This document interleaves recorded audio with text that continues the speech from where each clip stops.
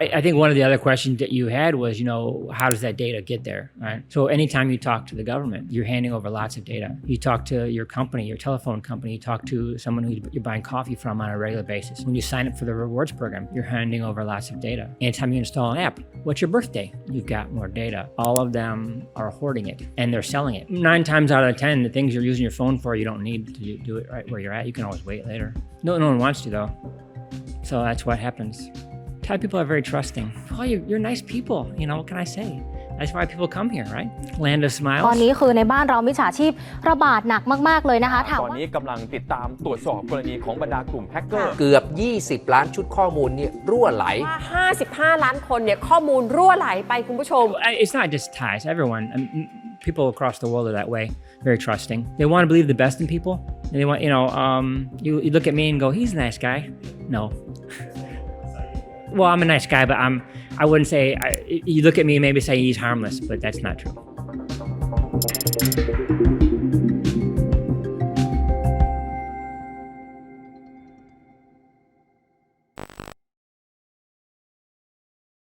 I'm an analytical person by nature, just really curious about things. And, I just started doing that quite a bit. And I made a name for myself in a variety of different places. Sharing what I learned, the best way to describe me as a hacker, right? Well, you have differences of opinion in some cases where, where you think something works a certain way and someone else might say that it doesn't. And especially when it comes to security, right? Like you shouldn't be doing that. And they'll say, oh, yes, we should. And then you try to, okay, well, I'll do this. And you'll see that, no, that was not the way to do it.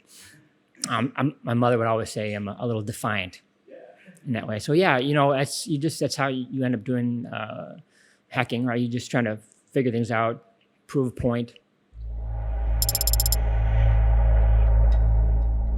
Well, I don't hack websites. I hack systems, like infrastructure pieces, right? Where there's real impact. With the BTS, I'd been here, a number of years. And I looked at the tickets and I'm like, that's crazy. And that goes back to what I had said before. You try to understand, how does this work? And at that point in time, it was quite well known that the magnetic stripes they work, but they're not secure. I'm like, you're crazy. Why are you using this? Can't be good. And then again, you prove a point. And no one else seemed to be interested in it. They thought it was fine. I thought otherwise. And so I just figured out a way to counterfeit tickets. Hacking essentially is an obsession with a need to understand, right? And so what ends up happening is that person who's doing that and who takes it from just understanding to doing, right? And oftentimes doing it in a way that other people would prefer it not be done, right? Breaking through barriers, right, to do it. In other words, seeking that truth, right, despite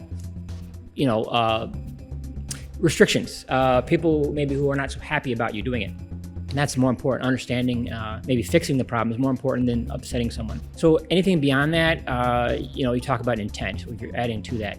The scammer, there's a target of it, right? There's a system or a person, right? Because in each case, you're reverse engineering, you're reverse engineering a system, right? Or you're reverse engineering a person. And then, so with a scammer, you're reverse engineering, understanding a person, and then you're adding some intent, right? It's the negative intent. I not only want to reverse engineer and understand you, I want to hurt you. So that would basically be the scammer. A scammer is someone who is looking to reverse engineer and manipulate you, and then they're doing it for the intention of hurting you.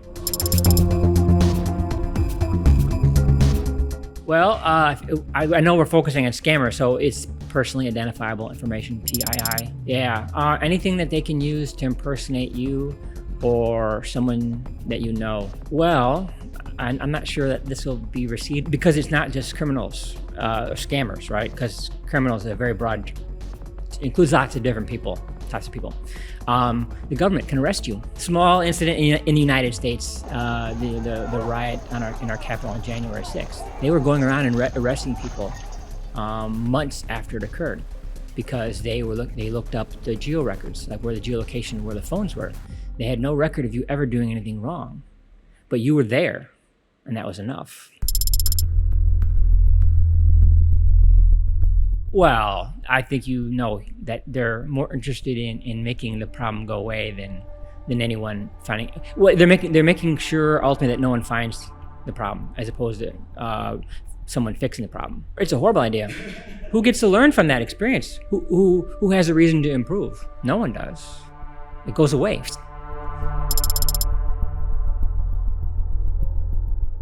No one wants to hear the answer, though. Well, I think one of the other questions that you had was, how does that data get there, right? So anytime you talk to the government, right, you're handing over lots of data. You talk to your company, your telephone company, you talk to someone who you're buying coffee from on a regular basis. When you sign up for the rewards program, you're handing over lots of data. Anytime you install an app, what's your birthday? You've got more data. All of them are hoarding it, and they're selling it so they'll because they're going to get money for selling it. So they're going to sell it, and then they're going to buy from someone else. And each company, including the government, just has a bigger and bigger pile of data. They sell it all, yeah.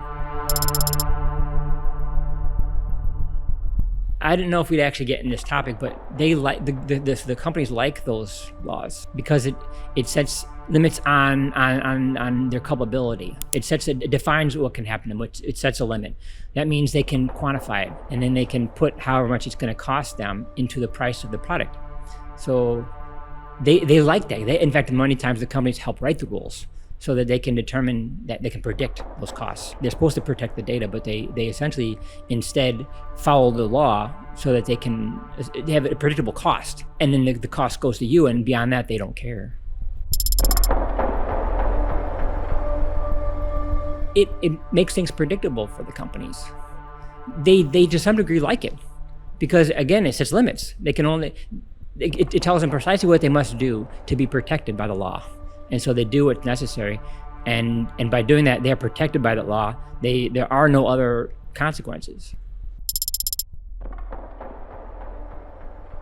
Well, part of it is the interest in just hiding the problem as a part of fixing it. And I mentioned the law that really, it doesn't give them any incentive to do anything more than just comply with the law. So all of those things mean that no one really learns from anything. They get moved aside, and then you continue to do the same thing again. And then from a technical perspective, so there's no motivation. They just move along. From a technical perspective, over-reliance on audits like VAPT. VAPT, which is very popular here, is just another audit. It's just a bunch of guesses. So you don't actually figure out what you make assumptions. Like we said about the tickets, you never test your assumptions. You just oh, we think this will happen. That was great, and then you move on. You don't do a real pen test here. You don't do real hacking here. You do audits. They basically, it's like they end up being human vulnerability scanners. You have a scanner which has lots of these exploits that they have there, where they test for presence of a vulnerability. They fire them off, and you get green light or red light, and then you have a person that then does the same thing. They've taken a class, and they have a checklist, and they just go through it, success or fail. They don't actually use the vulnerability, so if you don't use it, you really don't know if anything will come of it. I give this example all the time. So a very well-known team here from a very well-known company, if I told you, would be like, oh, they went through their checklist. And one of their checklists was Active Directory, which is very important for Windows. And it was a critical finding for them, and everyone was excited about it, but the company didn't use Active Directory for anything. So now, when I looked at the same company, I didn't bother with Active Directory because I knew that they didn't use it. So I got the customer accounts instead. I think they could listen to voicemail, but I took the customer accounts. Big difference. Right? Because I didn't just look at it, find it, and then check it off and move on. I said, hey, I'm going to use it. I'm going to breach the defenses. I'm going to move to the next system. I'm going to move to the next system. And that's how you rate the vulnerability, because the Active Directory and them calling it critical was just a guess, because they didn't do anything with it. And that's VAPT. They just guess about the outcome and then move on.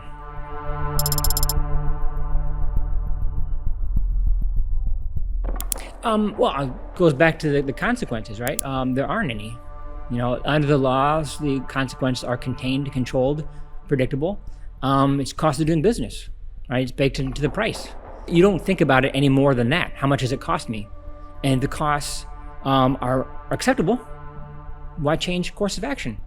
If you do something more, it's going to cost you more. No, don't do that if the government doesn't fix it. So why would the government take any additional steps to protect the data? The only person who can protect your data is you, because there's no consequences to them. Any consequences that you may think that are there are manageable and understood and accepted. Like, I travel on an airplane a lot. Could I crash and die? Sure, but it's acceptable because it happens so little. It's a good question. Well, I think the call centers are quite large. So you have a large, there's like this large number of people that are there that are concentrating on that. Thai people are very trusting. Well, you're nice people. What can I say? That's why people come here, right? Land of smiles. Yeah, just too trusting. They consider me angry, and it's just because I've done too many bad things. I've seen too many bad things, and so I know what can happen. And like, I don't have my phone on me. I don't need it. I didn't need to make a call. If I needed to make a call, I'd do it before I left. 9 times out of 10, the things you're using your phone for, you don't need to do it right where you're at. You can always wait later. No one wants to, though. So that's what happens. You're very trusting. It's not just Thais. Everyone, people across the world are that way. Very trusting. They want to believe the best in people. You look at me and go, he's a nice guy. No. Well, I'm a nice guy, but you look at me and maybe say he's harmless, but that's not true.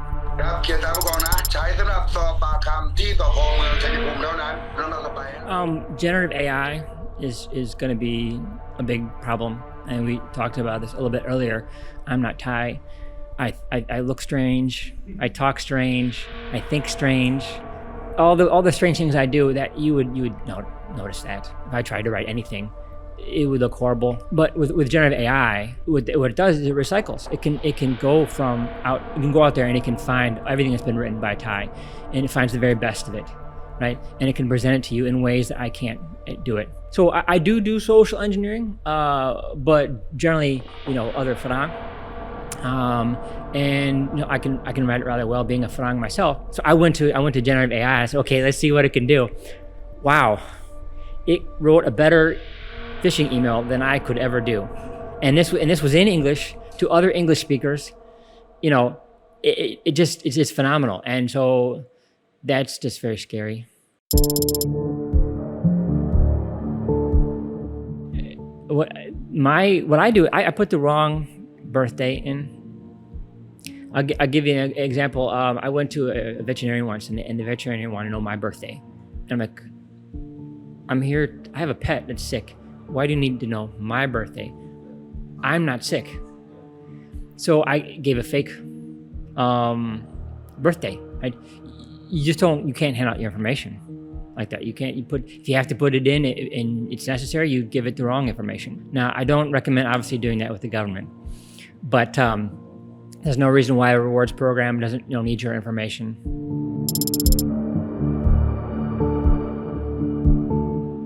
I think it comes down to best practices. Being who I am, and I'm very allergic to compliance and to best practice, but you have to realize that it's best practice for a reason.